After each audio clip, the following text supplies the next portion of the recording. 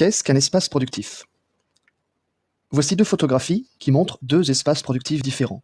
Un parc d'attractions et des usines pétrochimiques à Feyzin, au sud de Lyon.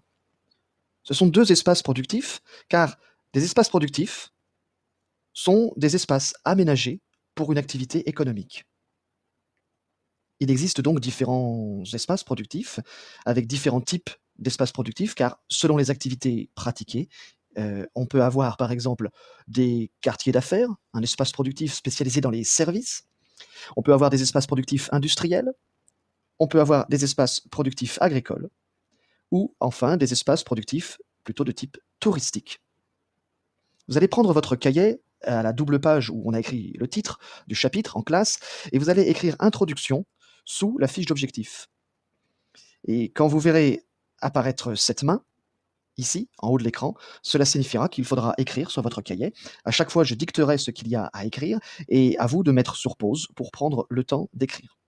Alors, sous la fiche d'objectif, on a écrit introduction, et on va d'abord écrire la définition d'un espace productif. C'est un espace aménagé pour une activité économique. Et on écrit aussi qu'on distingue traditionnellement trois secteurs dans l'économie, c'est-à-dire trois domaines d'activité. On distingue l'agriculture, qui appartient au secteur primaire, avec la pêche aussi. On distingue le secteur secondaire, c'est-à-dire tout ce qui permet de produire quelque chose, de transformer des matières premières en des produits finis, l'industrie, les métiers du BTP, c'est-à-dire du bâtiment et des travaux publics. Et puis enfin, le secteur tertiaire, c'est-à-dire les métiers de service. Alors, de nos jours, on utilise moins l'expression de secteur primaire ou de secteur secondaire, mais on utilise aujourd'hui surtout l'expression de secteur tertiaire pour qualifier les métiers de service, c'est-à-dire tous les métiers qui ne produisent rien de concret, de palpable, mais dont le travail consiste à vendre un service. Le coiffeur, le médecin, les chauffeurs, les enseignants, les restaurateurs, etc. Nous allons donc aborder dans ce chapitre ces trois secteurs, et aujourd'hui commençons avec l'agriculture française. Alors, l'agriculture française est variée, et on distingue la grande culture céréalière, sur de grandes superficies, comme dans le bassin parisien, les cultures spécialisées, comme la viticulture ou la culture fruitière, par exemple dans la vallée du Rhône, ou ici dans le Beaujolais, l'élevage aussi, qui peut avoir différentes formes, comme l'élevage intensif en batterie, sur des porcs ou des volailles qui sont élevés dans des cages à l'intérieur de grands hangars, par opposition à l'élevage extensif, qui se pratique en plein air, dans des prairies ou dans des alpages. Ces différentes formes d'agriculture donnent lieu à différents types de paysages agricoles. Alors on peut différencier le paysage d'open field, c'est-à-dire de champs ouverts, qui caractérise les régions de culture céréalière. Il n'y a pas de clôture, les champs s'étendent à perte de vue. Par opposition au paysage de bocage, c'est-à-dire de prairies fermées, autour desquelles il y a des clôtures ou des haies, et qui concernent plutôt les régions d'élevage extensif, comme dans les monts du Lyonnais ou les monts du Beaujolais. A l'inverse, l'élevage intensif donne lieu à de grands hangars. Enfin, les cultures spécialisées présentent des paysages très différents, du verger ou de vignes. On va donc écrire sur une nouvelle page dans notre cahier ce titre, grand 2, quels sont les enjeux de l'agriculture française? Et cette leçon. L'agriculture française est variée. Il y a la grande culture céréalière, dans le bassin parisien par exemple, qui donne lieu au paysage en open field, c'est-à-dire de champs ouverts. Il y a l'élevage extensif, comme dans les monts du Lyonnais ou du Beaujolais, c'est le bocage, c'est-à-dire des prairies closes, par opposition à l'élevage intensif en batterie, comme en Bretagne par exemple. Et puis, les cultures spécialisées, comme la viticulture dans le Beaujolais, la Bourgogne, le Bordelais, ou les cultures fruitières, ainsi que la viticulture, dans la vallée du Rhône. Vous mettez sur pause et vous écrivez. On continue ensuite.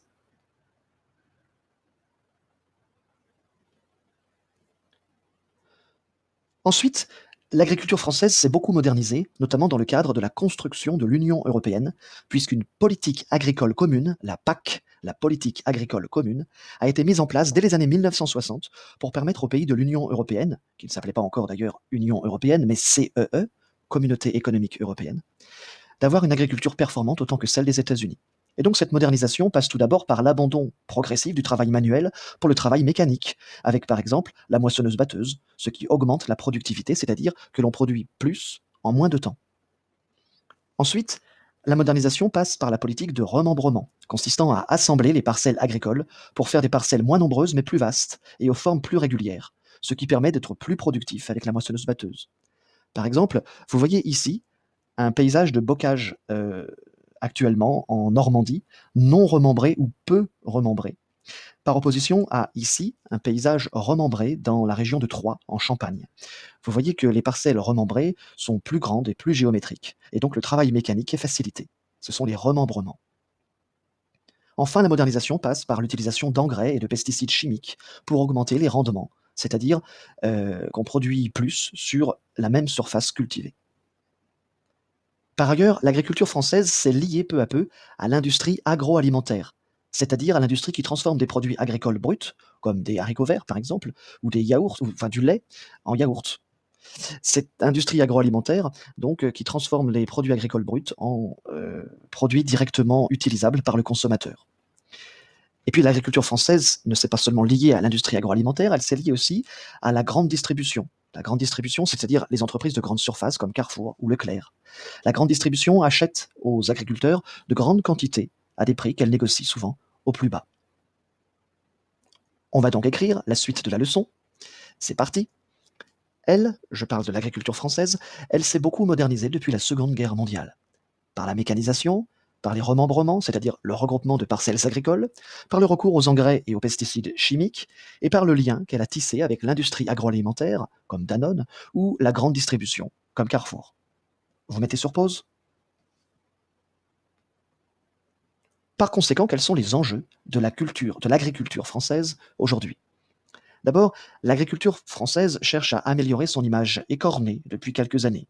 En effet, à tort ou à raison, les agriculteurs sont critiqués, notamment pour la pollution que génère l'agriculture productiviste, qui utilise beaucoup de produits chimiques. Et c'est pourquoi de plus en plus d'agriculteurs se tournent vers l'agriculture biologique, qui n'utilise aucun produit chimique de synthèse, ou l'agriculture raisonnée, qui en utilise, mais de manière raisonnée, raisonnable, c'est-à-dire de manière restreinte.